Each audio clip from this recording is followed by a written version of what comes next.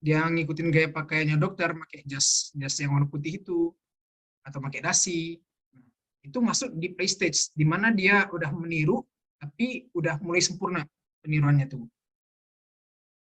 Dan apa kita asosiasikan ini dengan umur-umur di umur balita. Kalau ini tadi bayi, yang di preparatory tadi, yang di play stage ini udah balita. Lanjut ke play stage. Nah, kalau di play stage ini, seorang anak atau seorang individu itu udah mulai paham tentang perannya tuh apa. Misal, di dalam sepak bola tuh, seorang anak itu berperan jadi kiper. Dia paham peran sebagai jadi kiper tuh ngapain, yaitu menjaga gawangnya. Tapi di tahap game stage ini, dia nggak paham, dia belum paham tentang apa peran-peran orang-orang di sekitar dia, peran-peran selain dia. Dia nggak ngerti peran striker apa, peran back apa. Dia cuma taunya peran dia sendiri, tapi belum paham apa peran-peran yang sistematis yang di orang-orang di sekeliling dia. Jadi masih ke pemahaman terhadap individunya sendiri. Kalau diasosiasiin ini anak-anak yang SD ya. Biasanya soalnya itu tentang anak yang SD gitu. Nah, terus ke tahap selanjutnya yang terakhir itu generalized stage atau generalized others biasanya tulisannya. Gitu. Tahap ini lebih kompleks dari game stage tadi, di mana kalau yang awalnya game stage itu dia cuma paham tentang perannya sendiri. Nah, di generalized others ini dia udah paham apa peran-peran orang lain juga yang di sekitar dia. Misalnya yang kayak yang kayak dicontohin di soal ini. Murid paham tentang peran guru, dan begitu juga sebaliknya.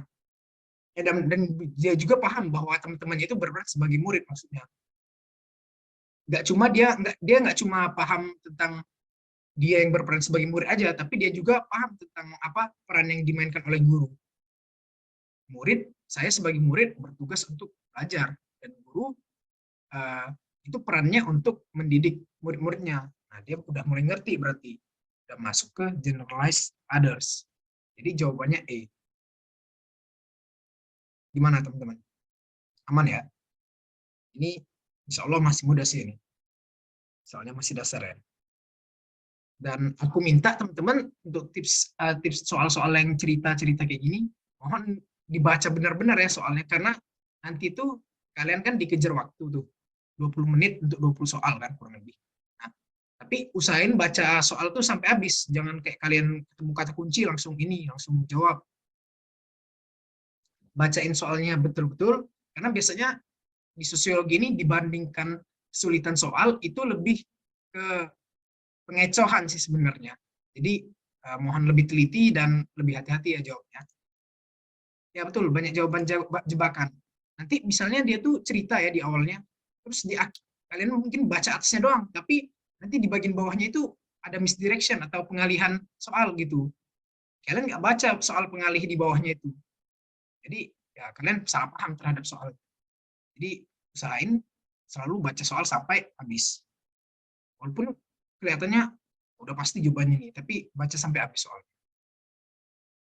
Oke, lanjut ke soal berikutnya.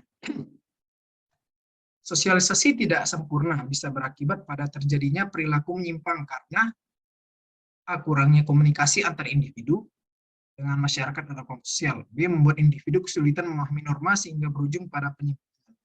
C. Memahami diri sendiri yang berkontribusi dalam proses sosialisasi yang tidak sempurna. D. Membuat individu merasa tidak terasing. E. Budaya yang menyimpang seringkali memisahkan diri dari aturan dan nilai yang berlaku. Nah, kalau dari teman-teman yang paling masuk akal nih, jawabannya yang mana? Ini kayaknya enggak jawaban seluruhnya hampir benar ya, kecuali D. Kayak sama semua istilahnya tuh ya. Tapi cuma ada satu di sini yang benar. Boleh dong jawabannya di chat. Kalian mau nebak-nebak dulu.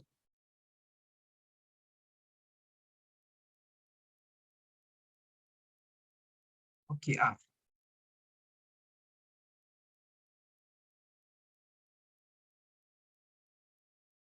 Oke, cuma A semua ya. Oke, jadi apa?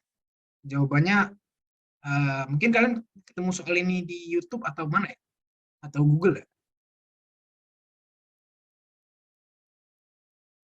Sebenarnya soal-soal kayak gini nih susah sih. Apa kita mau nyari yang benar? Ini harus kita pahami benar Pak per kalimatnya. Jadi kita coba pahami analisis satu-satu soalnya. Mana ya? Sosialisasi tidak sempurna. Berakibat terjadi perilaku. Oke, kita bahas ini kata kuncinya. Sosialisasi tidak sempurna.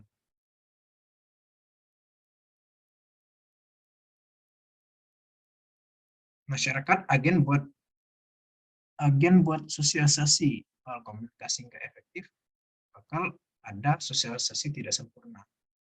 Oke, kita bahas satu-satu dulu ya. Jadi sosialisasi tidak sempurna itu adanya agen sosialisasi yang tidak berperan efektif kan. Jadi ada nilai-nilai yang disampaikan secara tidak sempurna. Ada nilai dan norma yang harusnya disampaikan, tapi karena sosialisasinya nggak sempurna, itu nggak tersampaikan. Terjadilah sebuah penyimpangan yang dilakukan oleh seorang individu. Nah, kira-kira siapa sih yang berperan untuk sosialisasi itu? Inti dari sosialisasi itu siapa sebenarnya? Yang primernya. Primernya itu kan ini ya. Ya, keluarga. Sorry.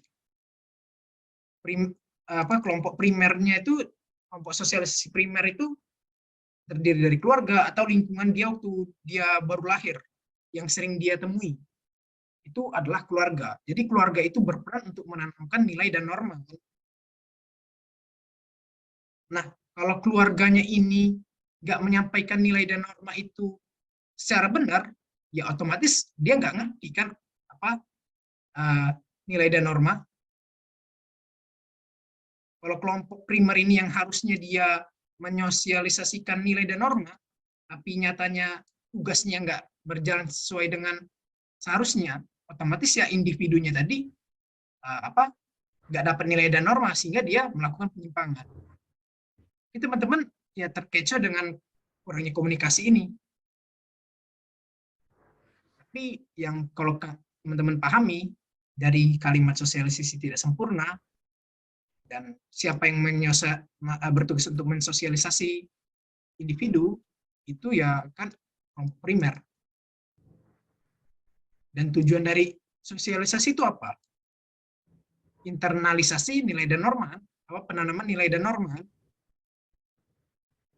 Jadi kalau sosialisasinya tidak sempurna, otomatis nilai dan normanya nggak ada atau nggak sempurna yang tertanam di individu itu. Jadi jawabannya B.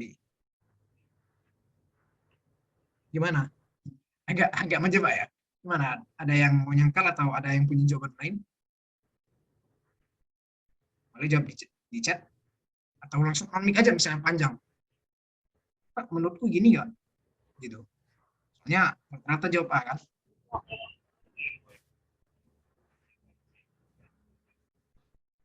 Ya, gimana?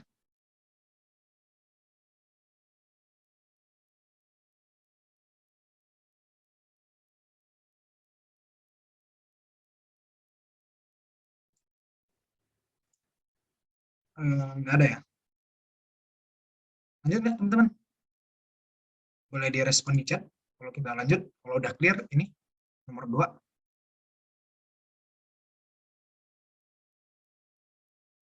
Oke. Ingat-ingat ya, fungsi dan tujuan sosialisasi itu apa? Kita lanjut ke soal nomor 3. Soal nomor 3 nih. Jika seseorang merasa gagal untuk masuk PTN, padahal orang tuanya sudah membiayainya dengan susah payah, maka penyesalan ini akan selalu membayanginya. Hal ini berkaitan dengan nilai sosial. A. Determinan. B. Internalized value. C. Hubungan antar nilai. D. Nilai yang terselubung. E. Adanya penguasaan minoritas.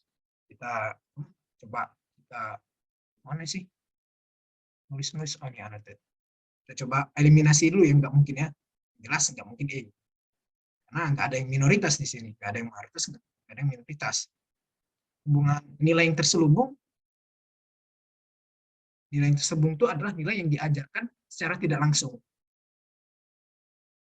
Tapi ini tentang kita nyari tentang nilai sosial kan, macam-macam atau jenis-jenis tipe-tipe nilai sosial. Nilai yang terselubung itu bukan termasuk tipe-tipe nilai sosial. Begitu juga dengan hubungan antar nilai. Terus internalis value kita simpan dulu. Apa sih internalis value ini? Sama determinan itu apa? Jadi apa? Kita bahas dulu yang determinan. Determinan ini adalah hal-hal yang mempengaruhi. Jadi maksud dalam konteks ini, determinan nilai sosial itu adalah hal-hal apa saja yang mempengaruhi nilai sosial itu tercipta. Bisa jadi kondisi politik, bisa jadi kondisi agama, atau latar belakang agama, latar belakang suku, ras, dan sebagainya. Jadi determinan ini bukan jawabannya ya. Nah, internalis value itu apa? Jadi kita masuk nih ke jenis-jenis nilai sosial. Jadi ada dua jenis internalized value, ada dua jenis nilai sosial, ada yang internalized value, ada yang dominan. Nah, yang dominan ini adalah nilai sosial yang dominan di seseorang. Contohnya gini nih, contoh soal aja ya, contoh cerita aja ya. Misalnya seorang anak rela meninggalkan tandingan rela meninggalkan gamenya karena dia ingin menunaikan sholat asar karena telah azan. Berarti nilai sosial yang dominan di situ adalah nilai sosial agama. Jadi dominan ini adalah nilai sosial yang dominan ini ya nilai sosial yang sangat mempengaruhi orang tersebut, sangat mempengaruhi, sangat dipegang teguh oleh seorang individu.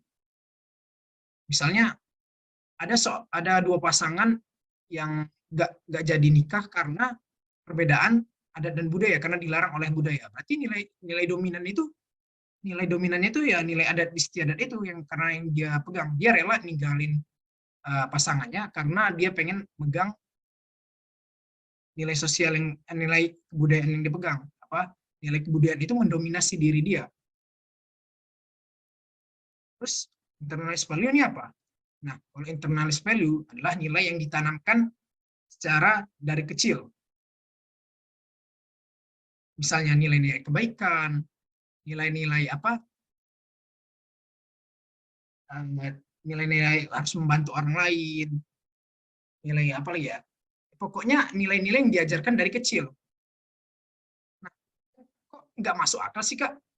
Aja itu B ini jawabannya dan soalnya itu. Coba kita bahas kalimat-kalimat soalnya. Ini ada penyesalan kan? Teman-teman mungkin berpikir ini agak kok kayak gini sih? Kok nalar benar? Nah, disitulah sebenarnya soal sosiologi menjebak. Jadi dari kecil kan kita udah dibiasain ya. Kalau kita kalau orang naruh harapan itu ke kita harus memenuhi ekspektasi itu. Itulah fungsi dari sosialisasi kan.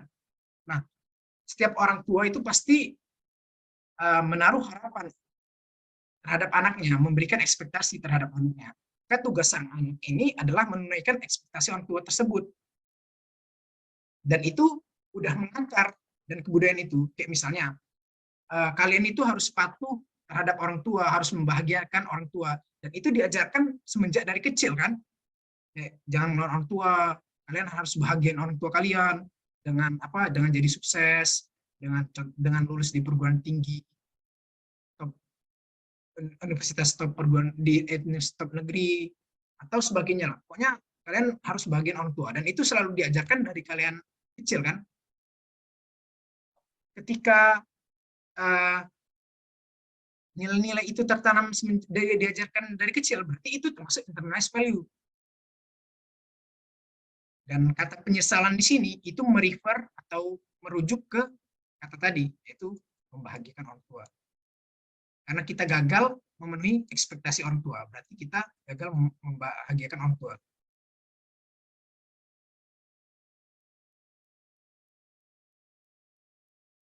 Wah, Kak, rumit bener soalnya. Ini soal apa sih sebenarnya? Kayak gitulah soal sosiologi yang tingkat quotes. Jadi perlu kalian membayangkan, kemarin aku pernah ngajarin ini ya, ngajarin apa, bagi-bagi info soal ini kan, apa, imajinasi sosiologi kan. Kali ini mohon yang imajinasi sosiologinya itu dipakai, kalian pakai nalar kalian.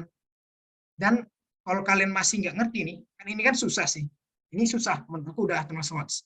Dan apa, cara terbaiknya itu tadi, dengan eliminasi satu-satu tadi yang nggak mungkin. Nah, tapi kalau kalian mau benar-benar pasti, oh bukan, determinan di sini maksudnya itu adalah faktor-faktor sosial, determinan ini. Gimana nilai sosial itu terbentuk? Apa faktor apa yang mengaruhi nilai sosial terbentuk? Ada beberapa determinan nilai sosial itu, ada agama, ada ras, dan apa? Ada apa ya? Agama, ras, terus juga pendidikan juga masuk.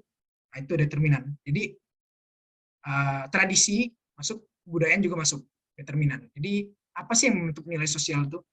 Itu determinan.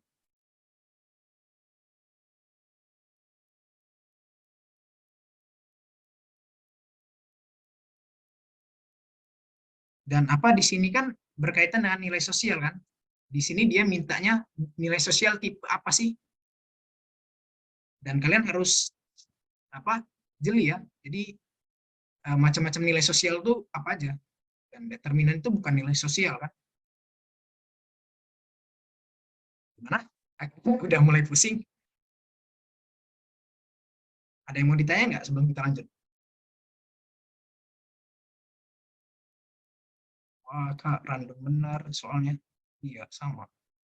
Random. Tapi insya Allah, kalau kalian tadi perhatiin benar-benar, kalian analisis benar-benar soalnya, dan kalau kalian ketemu soal kayak gini belum bisa jawab, kalian ngasal dulu, terus kalian skip dulu, kalian catat, kalian misalnya jawab dulu, basing, bebas mau jawab A, B gitu.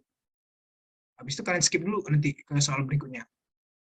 Jadi kalian catat, ingetin aja, misalnya nomor 3 belum, masih ngasal. Nanti kalian balik lagi kalau ada sisa waktu ke soal nomor 3. Jangan kalian habisin di situ waktunya. Nanti soal-soal, nggak tahunya soal-soal di akhir itu mudah, tapi karena nggak ada waktu kan, itu tips and trick pengerjaannya.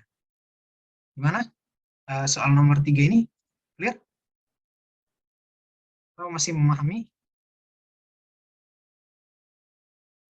lanjut nggak?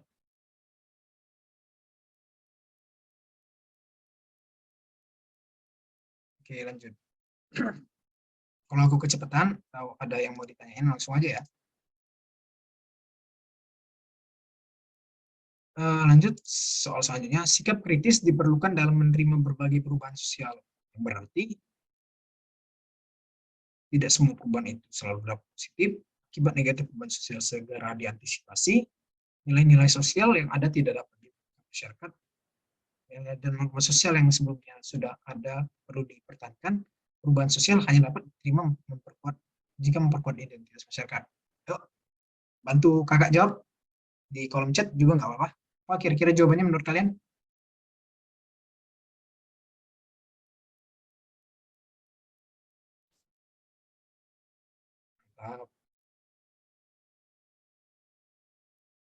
Ya betul ya, jawabannya itu. Ya, kata kunci kita di sini sikap kritis ya. Sikap kritis itu artinya kita berpikir secara tajam dan sangat-sangat memperhatikan detail-detailnya. Jadi apa, perubahan sosial itu kan nggak selamanya hasilnya yang dibawa itu positif atau negatif kan. Jadi kita harus berpikir kritis, kira-kira perubahan sosial ini banyak mudaratnya atau banyaklah positifnya.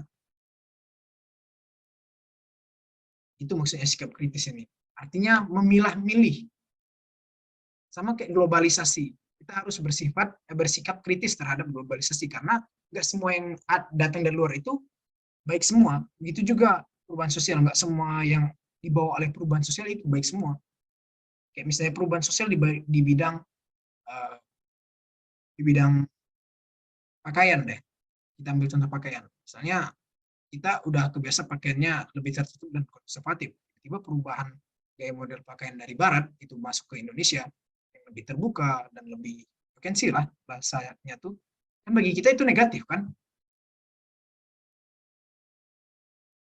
Atau perubahan gaya bahasa misalnya muda zaman sekarang punya anjay ya, kasar gitu, anjir, anjing, udah biasa gitu. Dan kita sebagai apa diajarkan dari kecil moral kebaikan, apa yang harus ditutur, bagaimana harus cara kita bertutur kata, otomatis perubahan sosial ini bukan hal yang baik tentunya bagi kita. Jadi kita harus bersikap kritis terhadap perubahan sosial.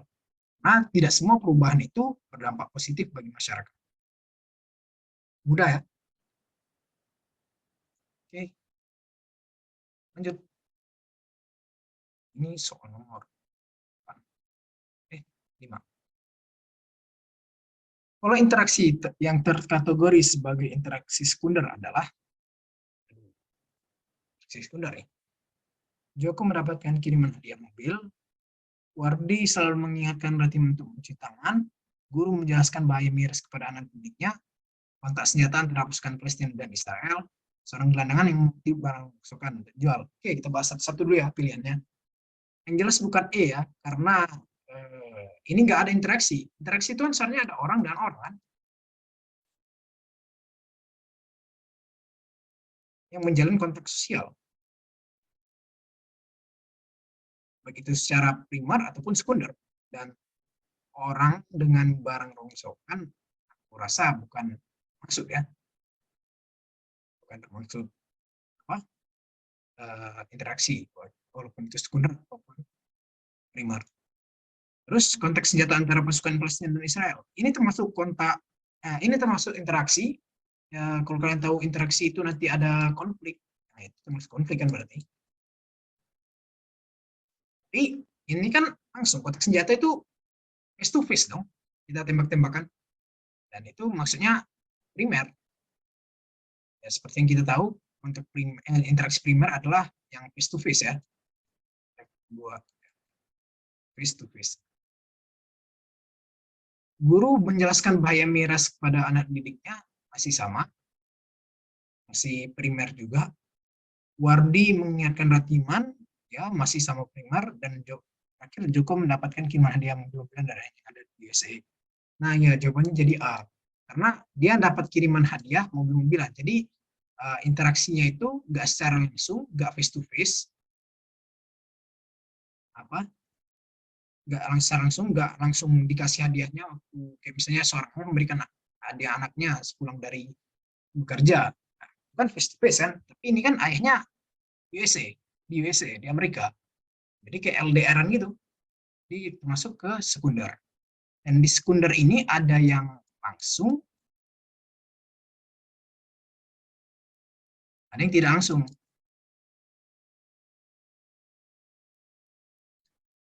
Maaf ya kalau tulisannya jelek.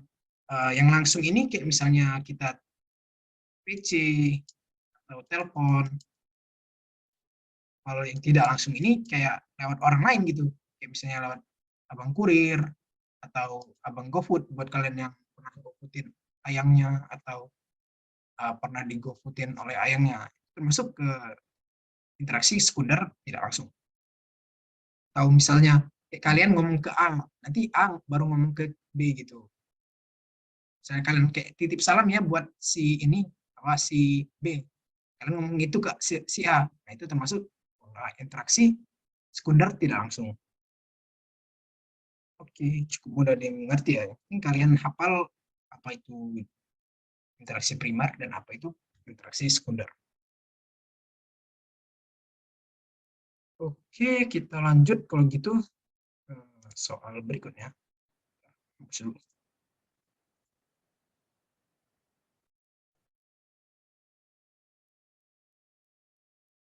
Identifikasi merupakan kecenderungan-kecenderungan atau keinginan-keinginan dalam diri seseorang untuk menjadi sama dengan pihak lain. Identifikasi sifatnya lebih mendalam dari. Ayo jawab, udah loh. Tuh, kasih. Ada jawaban lain? Imitasi. Ya, betul. Jawabannya imitasi. Tapi ayo kita bahas sama-sama. Interaksi. Interaksi ini bukan ya. Interaksi itu ya hubungan antar individu, hubungan sosial, kontak sosial interaksi itu. Jadi interaksi itu bukan termaksud apa hal-hal yang menjadi faktor interaksi. Imitasi, sugesti, simpati atau apa? Satu lagi itu empati. Terus ini dua simpati ini maksudnya itu adalah ketika kita merasakan apa yang orang lain merasakan. Kayak misal ada korban bencana alam, nah, kalian prihatin lah, kalian juga ikut sedih. Atau ketika ada teman kalian sakit, kalian merasa sedih. Ada kalian yang sedih, habis patah hati, kalian juga merasa ini sedih, ikut sedih untuk dia. Itu termasuk simpati. Nah, terus empati itu lebih mendalam dari simpati. Empati itu perbuatan diiringi oleh perbuatan. Jadi nggak cuma perasaan memahami doang, tetapi diiringi juga oleh perbuatan. Misalnya kalian sedih lihat teman kalian yang baru patah hati, terus kalian gohutin makanan kesukaan dia, itu termasuk empati. Terus kalau sugesti apa? Jadi sugesti ini adalah sesuatu yang mempengaruhi kognitif atau pemikiran. Jadi mungkin kalian pernah tersugesti gitu bahasanya kan?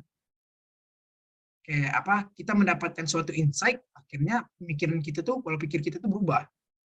Misalnya awalnya kalian mau daftar ke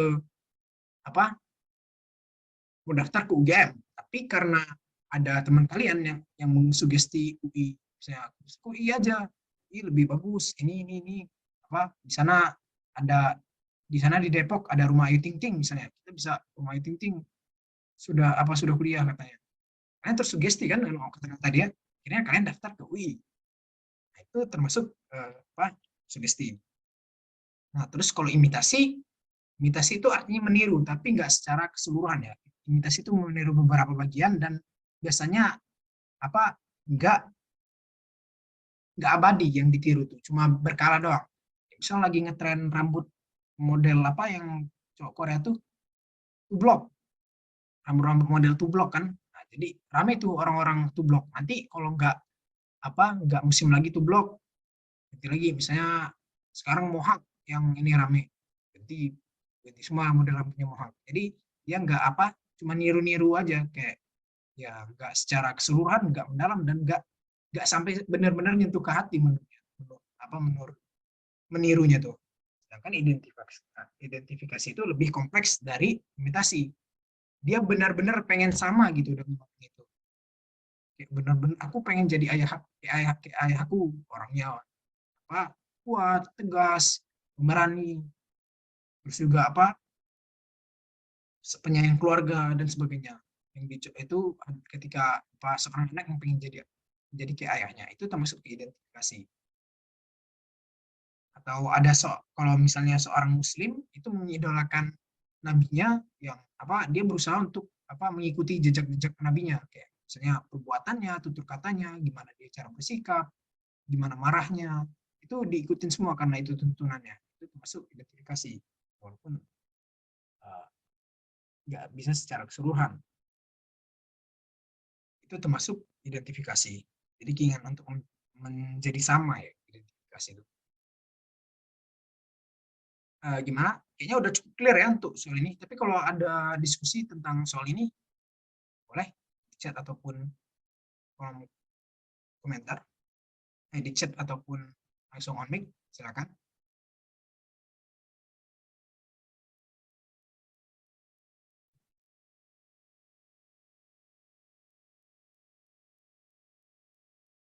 Gimana? Ada? Kalau nggak ada, kita lanjut deh. Ada nggak? Ini suaraku jelas ya? Karena di sini kayaknya biasanya kecil bener. Jelas Kak, jelas. Jelas. Nggak ada ya? Berarti kita langsung lanjut ke soal selanjutnya. Masih ada berapa soal? Aduh, masih ada sekitar 6 soal.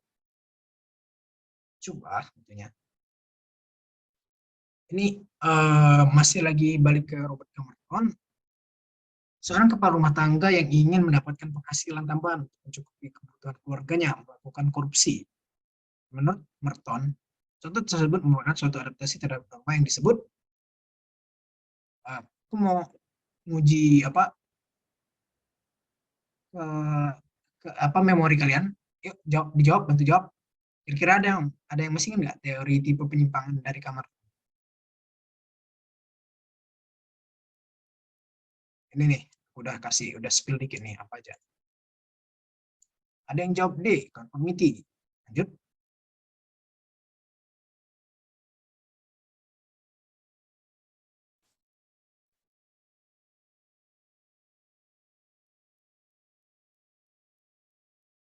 Ada lagi selain D, ada E. Oke. Oke, sementara itu dulu ya. Kita langsung bahas saja. Satu-satu. Kita bahas dari sini aja yang dari sini aja. Jadi conformity itu sebenarnya ada pengertian sendiri-sendiri ya, tapi cara aku ingatnya lebih biar lebih mudah itu, jadi setiap teori ini mengandung tujuan dan cara. Jadi conformity itu adalah suatu cara adaptasi dengan tujuan yang positif, baik dan juga caranya juga positif. Jadi tujuan conformity ini tujuan dia positif, dan cara untuk menggapai tujuan dia itu positif juga. Contohnya itu misalnya seorang anak yang ingin mendapatkan ranking 1. Ya, tentu dia harus berusaha untuk itu kan, dan tujuan itu untuk ranking 1 itu positif tentunya kan, bukan hal yang negatif. Dengan cara dia belajar dengan rajin, dengan tekun. Dia jujur, nggak nyontek untuk ulangan dan sebagainya. Itu termasuk conformity. Conformity itu adalah sesuai dengan cara dan tujuan. Jadi antara tujuan dengan caranya itu sejalan, sama-sama positif. Nggak menyimpang istilahnya tuh. Baik tujuan dan baik cara maupun tujuan yang ingin dicapai itu nggak menyimpang. Nah, terus kalau inovasi gimana? Nah, kalau inovasi ini tujuannya positif, tapi cara untuk mencapai tujuan tadi negatif. Gimana tuh maksudnya? Ya, kita contoh tadi yang belajar tadi, misalnya dia tujuannya pengen juara kelas biar orang tuanya bangga. Nah, cara yang dilakukannya untuk mencapai tujuan itu misalnya dengan cara menyontek, dengan cara googling waktu ulangan, atau beli kunci jawaban dengan guru dan sebagainya. Itu tentu cara yang salah kan untuk mencapai tujuan tadi. Itu termasuk inovasi. Dia menerima tujuan tapi menolak cara. Terus kalau ritualisme gimana? Ritualisme. Nah, kebalikan nih dari yang Dari yang ini tadi. Ini tujuannya yang negatif dan tapi caranya yang positif. Ritualisme itu. Misalnya gini, kalian itu pengen dapetin beasiswa. Kalian itu sudah terpilih jadi penerima beasiswa misalnya. Dan syarat untuk ketika kalian mendapatkan beasiswa itu adalah syaratnya mengikuti upacara penyerahan beasiswa itu. Tapi kalian nggak peduli dengan upacara itu. Upacara itu kan ditujukan untuk untuk penyerahan beasiswa itu kepada awardee. Tapi kalian cuma pengen beasiswanya aja, kalian nggak peduli. Yang penting ikut aja lah upacaranya. Yang penting aku udah dapat beasiswanya. Kalian nggak, yang penting ikut aja upacaranya. Kalian nggak menghayati, kalian nggak mengikuti dengan baik dan benar. Yang penting kalian dapat beasiswanya aja. Itu termasuk ritualisme. Jadi kalian mengabaikan makna dari tujuan itu. Yang penting cara yang kalian inginkan itu udah kalian capai. Itu apa? Retreatism. Nanti kalau kalian mau contoh lain, aku bakal kirim di grup. Soalnya contohnya ada di buku satunya. Nanti aku kirim ya ke grup satunya lagi di ini lebih banyak contoh. Terus retreatism atau lari. Retreat itu kalau bahasa Inggrisnya yang lari ya, kabur. Apa tuh retreat? Kabur. Jadi kalau retreat itu dia menolak cara dan menolak tujuan. Kenapa tuh menolak cara dan tujuan? Karena baik cara ataupun tujuan itu udah nggak relevan lagi. Tapi dia nggak ganti tujuan dan cara itu. Dia melarikan diri dari tujuan dan cara itu. Contohnya apa? Misalnya nih, kalian jadi ketua kelas. Tentu yang kalian pengen tuh membuat kelas itu jadi apa? Jadi tenang, damai, teratur kan? Dan apa melalui cara-cara yang baik juga, misalnya kepengurusan yang baik, terus apa perangkat kelas yang disiplin, perangkat kelas kalian apa yang aktif dan sebagainya. Tapi perangkat kelas kalian ini malah ini apa nggak berfungsi sebagaimana mestinya. Terus kalian malah yang jadi biang kerok di kelas kalian, yang bendahara korupsi, yang keamanan malah ribut, ya otomatis tujuan yang pengen dicapai nggak terpenuhi dong. Kelas itu malah jadi chaos, apa ribut, ada guru ngajar nggak diperhatiin. Akhirnya kalian memilih untuk mengundurkan diri dari jadi ketua kelas. Jadi kalian kabur tuh. Kalian mengundurkan diri. Itu retreatism.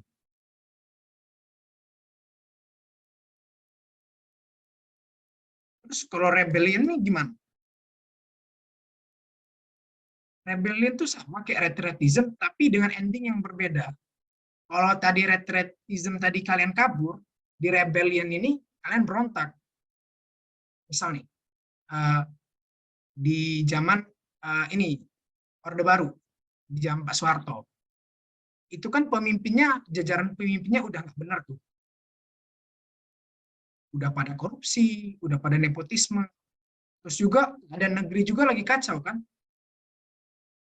Terjadi inflasi, kesulitan ekonomi.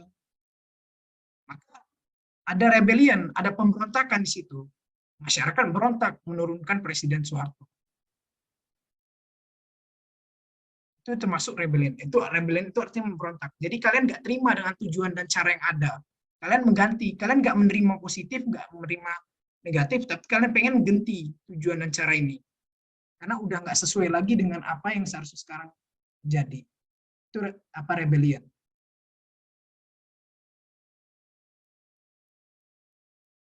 Bentar ya.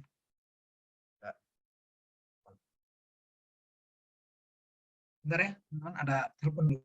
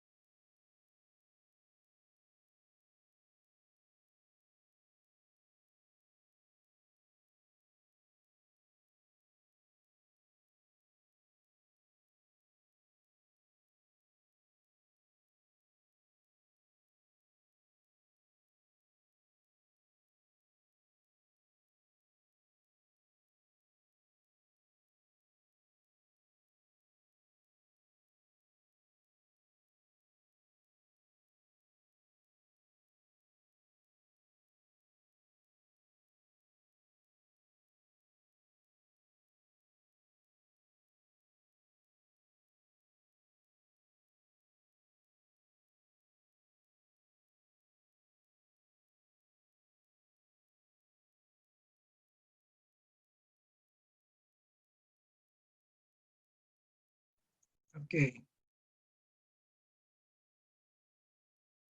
aku kasih contoh lain ya. Yang rebellion ini, yang lebih apa? Lebih mudah dipahami.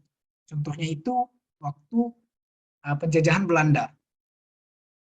Waktu penjajahan Belanda itu kan apa? Baik cara maupun tujuan Belanda itu nggak bisa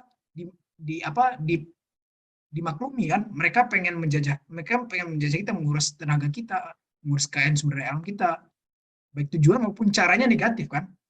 Akhirnya masyarakat Indonesia itu memberontak, menolak tujuan dan cara yang dilakukan oleh apa Belanda tadi. Karena terciptalah sebuah pemberontakan. Itu termasuk rebellion.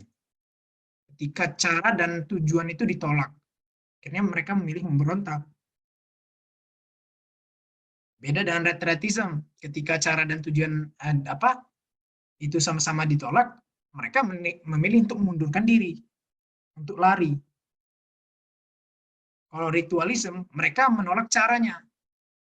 Kayak misal nih, aku kasih contoh lagi. Kalian tuh pengen nikah dengan cewek kalian, dan cowok kalian.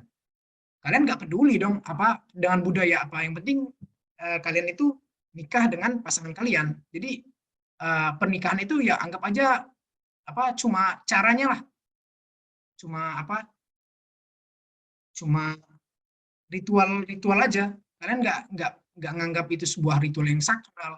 Yang penting kalian pikir, yang penting aku nikah dengan pasangan aku. Jadi kalian kayak nggak nganggap itu adalah suatu ritual yang sakral. Itu ritualisme. Gimana? Ada yang mau ditanyain soal ini?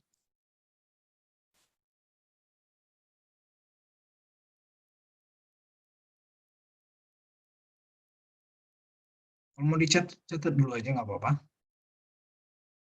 Kalau ada yang masih belum paham,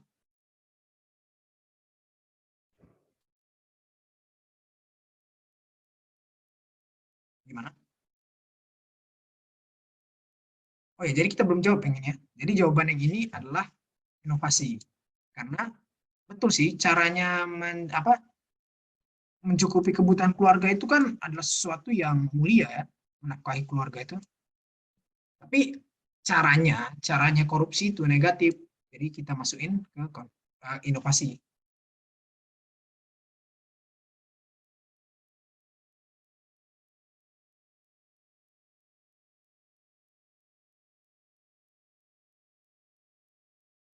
Gimana, teman-teman?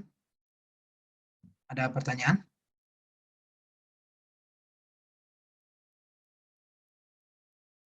Kalau enggak, kita lanjut dulu ya.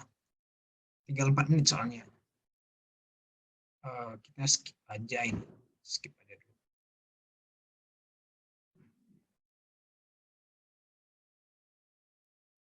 Kita langsung ke ini aja.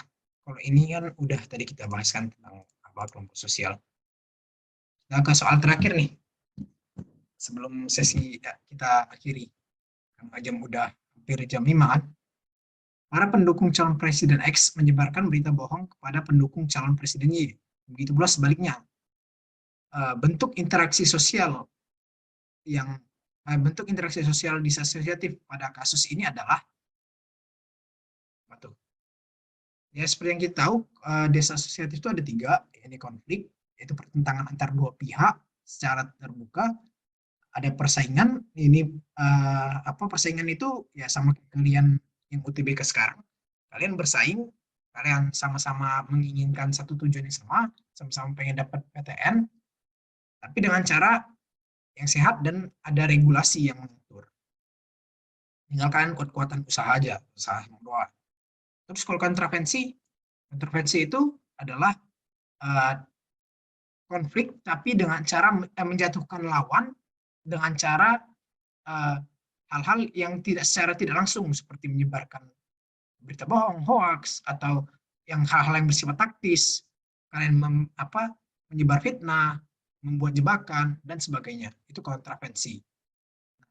Dengan cara menyebarkan berita hoax agar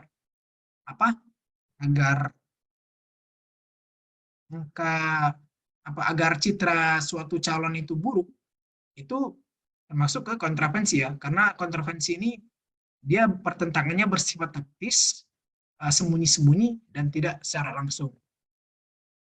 Jadi jawabannya D. Oke, gimana teman-teman? Ada yang mau ditanya nggak untuk sesi kali ini? Atau kalau ada pertanyaan di luar pembahasan kita sore hari ini, boleh deh.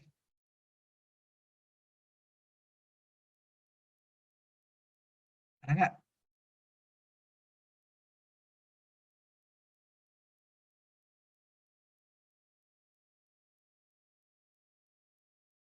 Aku tunggu semenit ya. Kalau nggak ada, nah, udah jadi sesinya.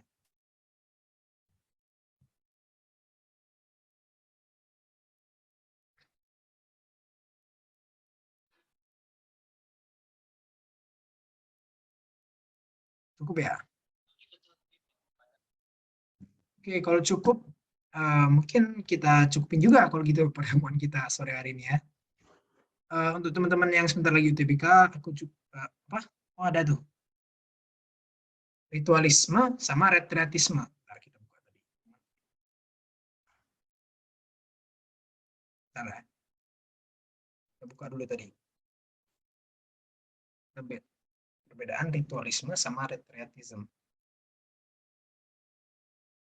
Jadi ritualisme itu terjadi ketika seseorang menerima cara-cara yang diajarkan secara kultural atau diajarkan secara turun-temurun atau cara yang sudah ada sejak lama atau cara yang baik. Tapi dia menolak tujuan-tujuan kultural tersebut. Nah, kalau retreatism baik itu cara maupun tujuan yang diperkenalkan secara budaya itu nggak dia terima. Dan dia melarikan diri dari cara dan tujuan tadi. Dia nggak melakukan keduanya. Jadi dia kayak kataku tadi, mengundurkan diri, dia lari.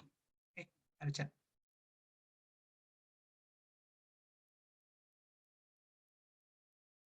Kalau tadi ini kan ritualisme itu tujuannya positif, caranya negatif. Kebalik maksudku, caranya negatif, tujuannya positif. Ini retreatism ini keduanya negatif. Sama kayak rebellion, keduanya juga negatif. Tapi bedanya kalau ini kabur, kalau ini memberontak.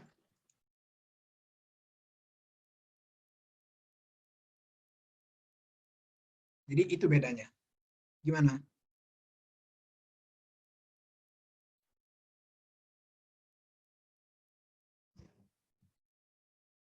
Ada lagi?